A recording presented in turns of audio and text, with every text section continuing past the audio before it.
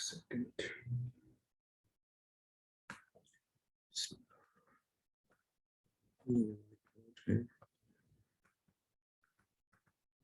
जो इस आज के टॉपिक का नाम है केमिकल पोटेंशियल।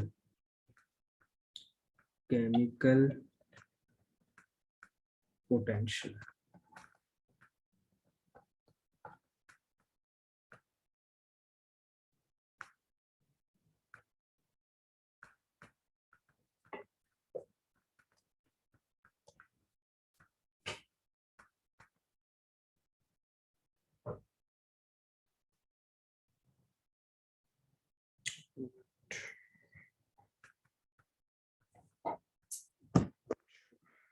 तो लास्ट टाइम जो टॉपिक हमने पढ़ा था वो था partial molar quantity.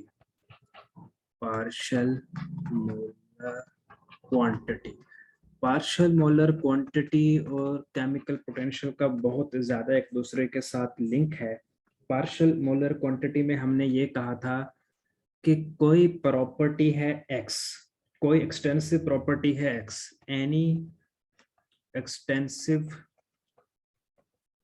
Property, any extensive property जिसको x कह दिया, और फिर कहा कि x जो कि फंक्शन है टेम्परेचर का, प्रेशर का, number of moles of constituents का। तो अब इस एक्सटेंसिव प्रॉपर्टी का हमने कोई नाम नहीं रखा था, हमने कहा एनी एक्सटेंसिव प्रॉपर्टी x। अब हम इस एक्सटेंसिव प्रॉपर्टी का एक नाम रखने वाले हैं और वो है गिब्स एनर्जी। और वो है गिब्स एनर्जी। गिब्स एनर्जी जी। तो केमिकल पोटेंशियल, इसी केमिकल पोटेंशियल का दूसरा नाम है पार्शियल मोलर फ्री एनर्जी। इसी टॉपिक का एक और नाम है partial molar free energy. Partial molar free energy.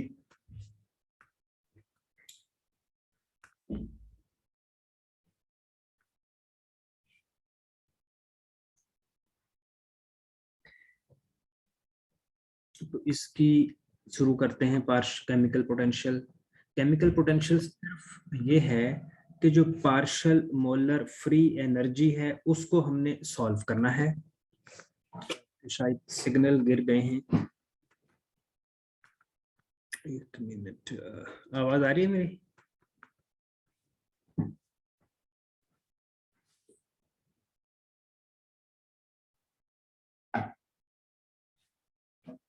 Hello, आवाज आ रही?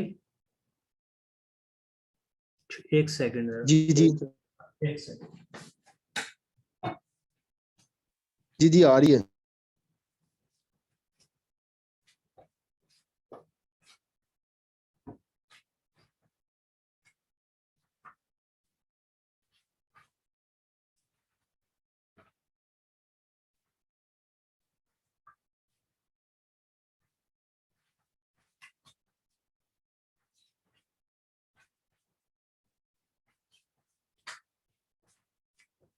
अच्छा, तो सबसे पहले हम जरा केमिकल पोटेंशियल की डेफिनेशन भी लिख लेते हैं।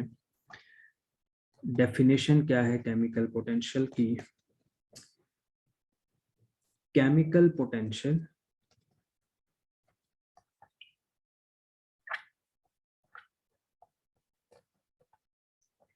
of a species is energy। कौन सी energy? that can be absorbed, that can be absorbed or released due to change of particle number of given species।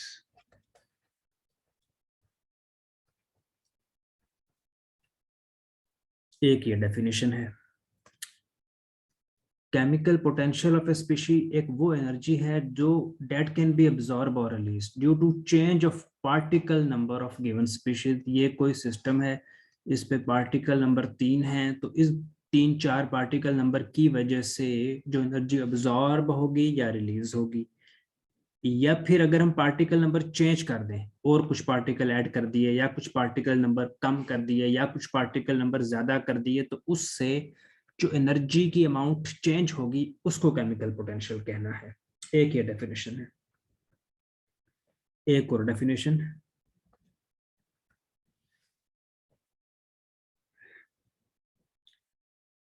The chemical potential of a species in a mixture is defined as the rate of change of free energy G of a system with respect to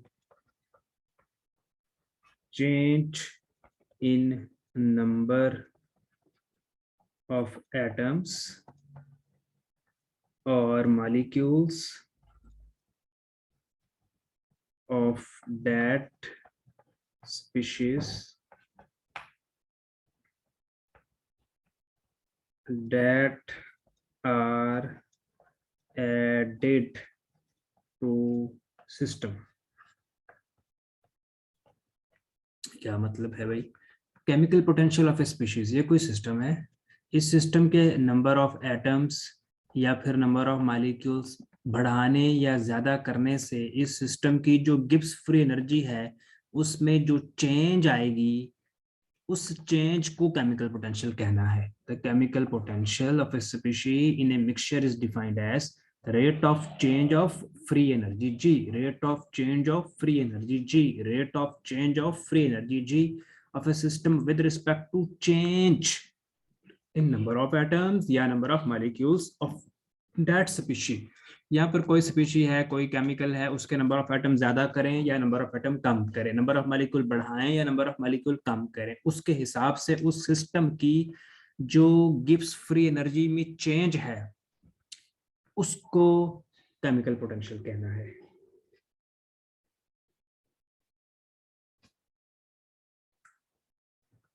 अच्छा, तो हम ये लिख सकते हैं definition के नीचे, thus it is यानी केमिकल पोटेंशियल इज, इट का मतलब केमिकल पोटेंशियल, दस chemical potential, thus chemical potential is partial derivative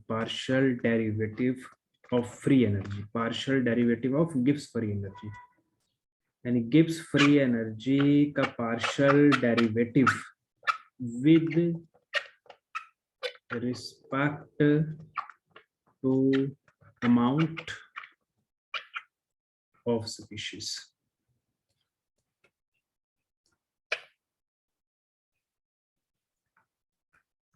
Chemical potential is partial derivative of Gibbs free energy with respect to amount of species। मुख्तसर ये कि किसी system की जो गिब्स फ्री एनर्जी है उसमें जो चेंज है विद रिस्पेक्ट टू उस सिस्टम के जो पार्टिकल हैं उनके एतबार से, उसको हम केमिकल पोटेंशियल कहते हैं। तो अब हम इसकी डेरिवेशन कर लेते हैं।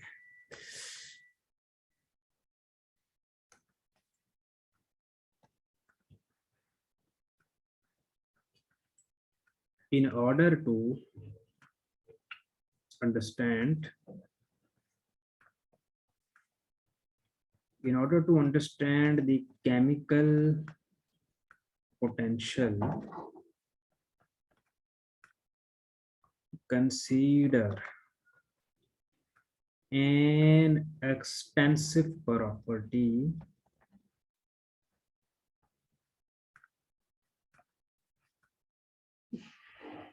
Gibbs free energy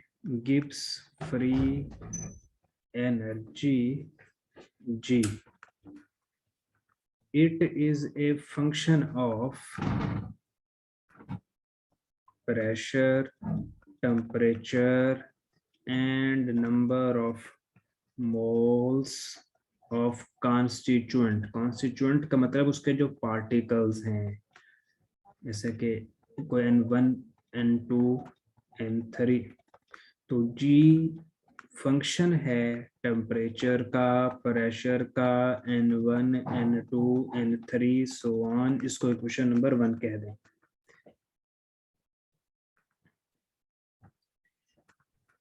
अगर टेम्परेचर और प्रेशर में एक स्मॉल चेंज होगी, वो स्मॉल चेंज होने से फ्री एनर्जी या गिब्स फ्री एनर्जी में भी एक स्मॉल चेंज आ जाएगी।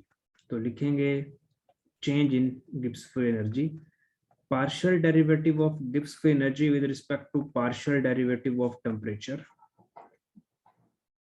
जबकि बाकी सब चीजें प्रेशर भी कांस्टेंट, N1 भी कांस्टेंट, N2 भी कांस्टेंट, N3 भी कांस्टेंट, सो ऑन, प्लस अब change in Gibbs free energy कब, टेम्परेचर प्रेशर के चेंज होने से, जबकि टेम्परेचर भी कांस्टेंट, N1 भी कांस्टेंट, N2 भी कांस्टेंट, N3 भी कांस्टेंट्स।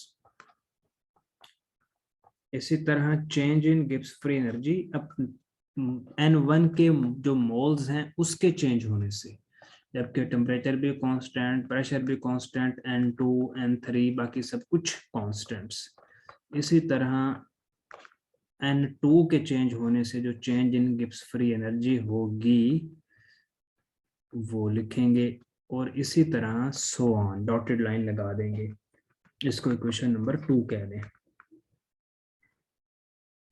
तो इसमें एक एक चीज को अगर हम देखना चाहें, ये क्या है, ये क्या है, तो हम लिख सकते हैं कि करली जी और curly T, pressure constant, N1 constant, N2 constant, N3 constant, ये क्या है, rate of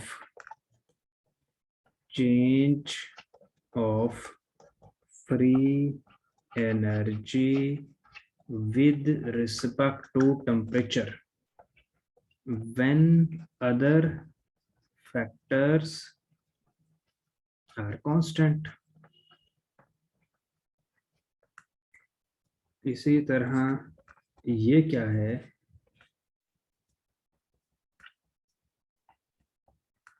rate of change of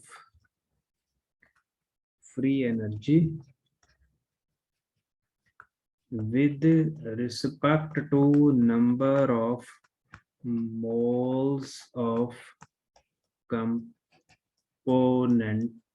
1 when all other factors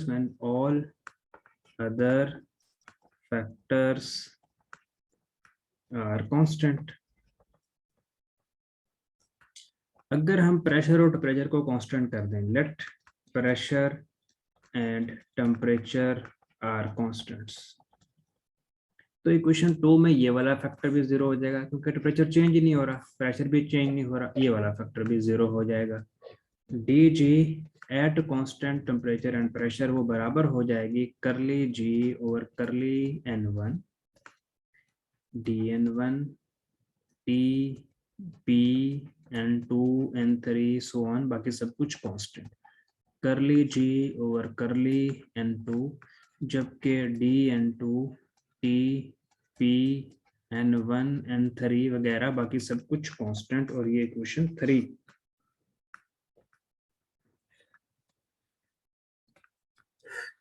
अब इस इक्वेशन 3 में जो ये वाली चीज है, ये वाली चीज, इसको हम एक नाम दे देते हैं, इसे कह देते हैं G1 bar is equal to करली जी और करली N1 T P N2 N3, और इसको कह देते हैं G2 bar is equal to curly G करली N2 T P N1 N3। तो अब इक्वेशन 3 कुछ ऐसे बन जाएगी,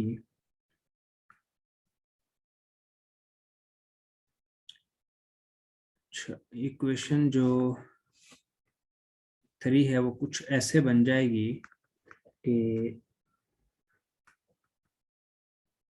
dg at constant temperature and pressure is equal to, इसको देखें तो इसकी जगह पर हम G1 बार लिख देंगे, इसकी जगह पर G2 बार लिख देंगे, और इसी तरह आगे हम लिखेंगे GI बार, कुछ ऐसे G1 बार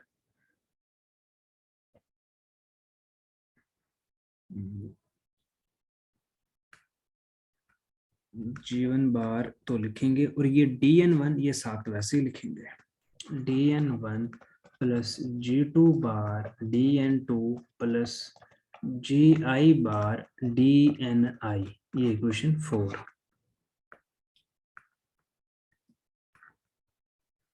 अच्छा अब ये जो G1 बार है इसको हम μ1 कह देते हैं। μ1 ये केमिकल पोटेंशियल का सिंबल है, क्योंकि हम केमिकल पोटेंशियल पढ़ रहे हैं तो इसको μ1 बार कह देते हैं। G2 बार को μ2 कह देते हैं, GI बार को μI कह देते हैं। म्यू का मतलब है केमिकल पोटेंशियल। तो ये इक्वेशन ऐसे बन जाएगी dGTP is equal to μ1 dN1 plus μ2 dN2 plus μI dNI।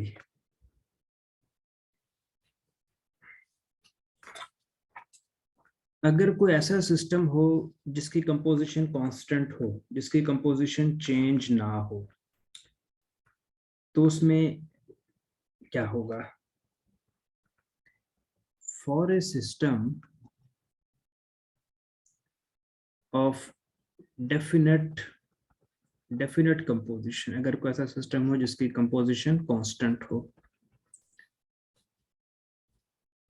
Integrate above equation. Integrate क्या करना है? बस यूं करना है कि ये डी हटा देना है, क्योंकि डेफिनेट कंपोजिशन का मतलब है चेंज नहीं होगा। तो डी जी इसको इंटीग्रेट करें μ1 dN1, इसको इंटीग्रेट करें μ2 dN2, इसको इंटीग्रेट करें μI dNI, इसको इंटीग्रेट करें। तो बस सिर्फ इसमें कुछ इंटीग्रेशन नहीं है, सिर्फ ये है कि ये जी हो जाएगा एट कांस्टेंट टेम्परेचर प्रेशर, ये μ1 N1 हो जाएगा, ये μ2 N2 हो जाएगा, और ये μI NI हो जाएगा। और ये टॉपिक यहाँ पर केमिकल पोटेंशियल का टॉपिक यहाँ पर खत्म हो जाता है। फिर अगर हम अपने कोर्स आउटलाइन को अगर देखें, कोई स्टेप आप पूछना चाहें तो वो आप जरूर पूछें।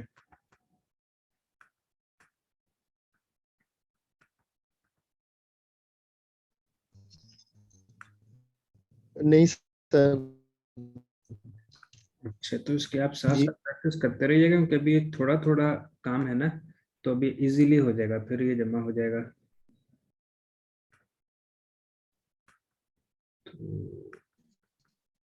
जी जी तो केमिकल थर्मोडायनेमिक्स में अब जो हमारा चीज रह गई है वो सिर्फ और सिर्फ fugacity to variation of chemical potential, एक दो तीन टॉपिक रह गए हैं। अच्छा कोई क्लाजियस क्लेपेरॉन इक्वेशन, इसका कोई लेक्चर आपने पढ़ा है?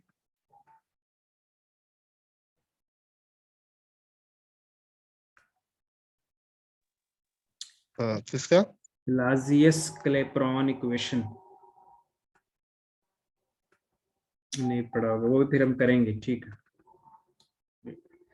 तो साथ साथ पढ़ रहे हैं ना?